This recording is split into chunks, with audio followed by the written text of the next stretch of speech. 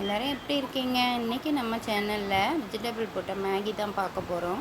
வாங்க எப்படி பண்ணலான்னு பார்க்கலாம். அதுக்கு முதல்ல ஒரு கடாயில் எண்ணெய் விட்டுக்கணும். நம்ம நறுக்கி வச்ச வெங்காயம், பச்சை மிளகாய், கருவேப்பிலை எண்ணெயில் போட்டு வதக்கிக்கணும். நல்லா வெங்காயம் பொன்முருவலாக வதங்கணும். வதங்கினதுக்கப்புறம் கட் பண்ணி வச்ச வெஜிடபிள்ஸை சேர்த்துக்கணும். எப்போவுமே குழந்தைங்க வெஜிடபிள்ஸ்னால் தனியாக கொடுத்தா சாப்பிட மாட்டாங்க. மேகி கூட சேர்த்து கொடுத்தீங்கன்னா கண்டிப்பாக சாப்பிட்ருவாங்க. வெஜிடபிள்ஸ் பொன்முருவலாக வந்த பிறகு மேகி மசாலா சேர்த்து நல்லா வதக்கிக்கணும். வதங்கின பிறகு தண்ணி சேர்த்து கொதிக்க விட்டுறணும். தண்ணி நல்லா கொதித்த பிறகு வச்சுருக்க மேகி ஆட் பண்ணணும். ஒரு 5 மினிட்ஸ் கழித்து வெந்த பிறகு மேகி இறக்கிக்கலாம்.